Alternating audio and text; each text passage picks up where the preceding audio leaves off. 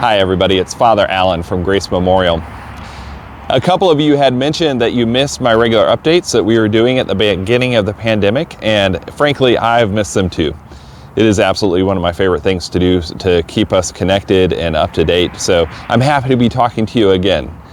There are a lot of things going on in our community right now, and a couple just to elevate in your consciousness so that you can think about them.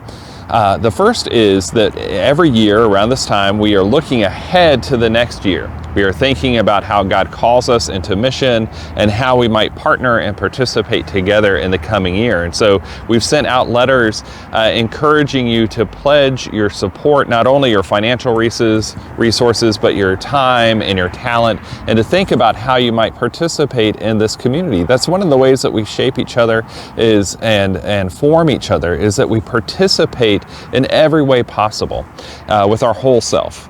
And so not only do we ask you to pledge your financial support so that we can craft a budget that aligns us with the mission that we feel God calling us into, but we also ask you to think about how you might participate in leadership, and maybe serving on the vestry or on a committee, or maybe you like to be behind the scenes, or maybe you want to be formed by Bible study and classes, or sing in the choir. You know, there's a place on that pledge card for how you might participate in the community in various ways. So I invite you, when you see those pledge cards in the mail or online, go to gracelynchburg.org/giving.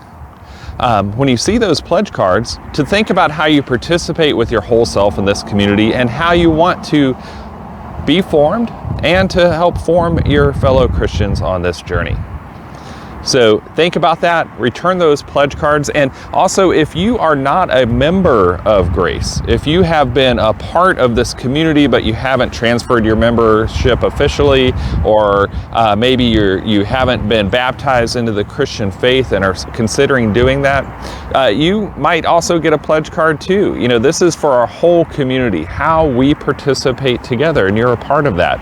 But if you haven't yet transferred your membership to Grace, don't be shocked when you get that letter. But also, if you want to have those conversations about membership and baptism and confirmation, those things are still going on right now, even in the pandemic. And so talk to me. You can either make a note on your pledge card, or find a way to contact me through the website at gracelynchburg.org, or just email me at allen@gracelynchburg.org, and we can have those conversations. It takes all of us to make this community. It takes all of us to follow God faithfully on this mission. If you have an idea about how we can further that mission, or more faithfully follow God on God's mission in this community, definitely reach out and talk to me. Also consider serving as a leader in the parish. The vestry right now is where a lot of those dynamic conversations happen about not only what church looks like today, but where we hear God calling. But everybody in this community is a part of that conversation and should be contributing to it. Finally, a number of people continue to raise questions about meeting in person. And of course, this has been something that we have been wrestling with since the beginning of the pandemic, alongside everyone else, alongside other faith communities. As of right now, the current situation is that we can still not meet inside our nave in person.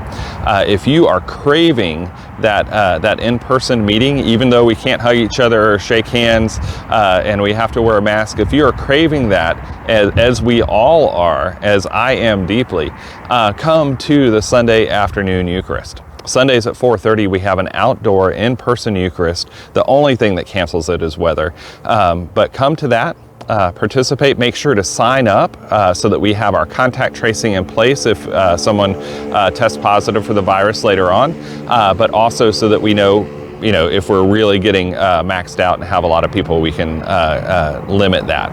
But right now there is room. So come 4:30 every Sunday. Bring a chair. If you need a chair, you can make sure to note that in the reservations, and wear a mask. And we'll see you on Sunday evening at 4:30. But we are always evaluating this.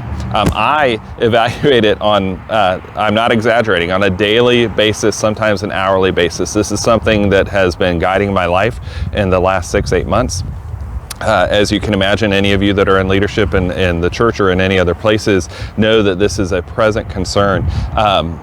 The vestry and I evaluate this at least on a monthly basis, and we reevaluate whether or not we can safely use our space in the traditional way, and sometimes more frequently than that, sometimes every couple of weeks, depending on how we can gather around those questions.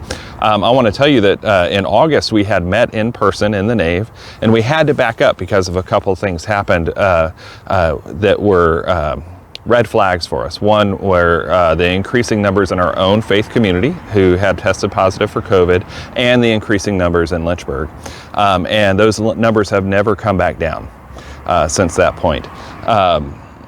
So we are continuing to evaluate the situation. I want to tell you one thing that might give us some hope for meeting in person in the colder months. And that is, as we have learned more about the virus, we can respond differently if there is a change in our situation.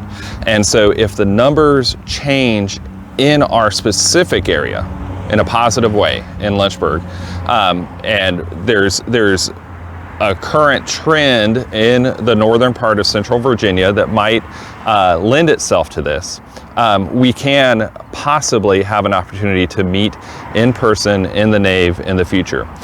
One thing that is important to me is making sure that those numbers indicate a trend so that we can do that for a season. I think it's actually harmful for the community for us to be in the nave for a week and outside, or to have services canceled the next week and then back in and then back out. I would hope that if we saw numbers that made us believe that we could safely do it for 3 weeks, 4 weeks, 6 weeks, that would be the trigger that would let us think about things differently and be able to get back into the nave for in-person worship. But it's a regular evaluation is always going on. We're talking not only with looking at basic raw data, but talking with epidemiologists, individuals at Centra, seeing what the situation is in our communities in a very real way, not just hospitalizations and deaths, but all sorts of numbers and impacts in our community. So our greatest act of love is caring for one another, and we continue to do that in this time and in this community. So I thank you for your patience. This is not the scenario that we designed for ourselves, but it is the one that we are going to walk into faithfully and make it the best opportunity for us to encounter God in this time. And so thank you for that. Thank you for your flexibility. Look for some during Advent. There are some things that are coming out in the next couple of weeks, some different ways that we do worship on Sundays, some additions to that process, and we think that it will be enriching for us. Or at least we hope so. So I hope that you'll find those accessible and able to step into and life-giving for you.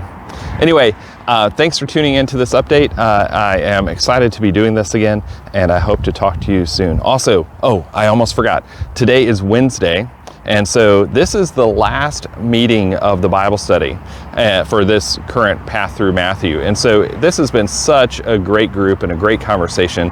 And if I get this video uploaded in time and you want to jump into that Bible study on this last day, go ahead, see what the fuss is all about, see the fun that we've been having and the great conversations about how we can be a faithful community even in a time like this. Thank you for tuning in. See you soon. Be kind to one another. Bye.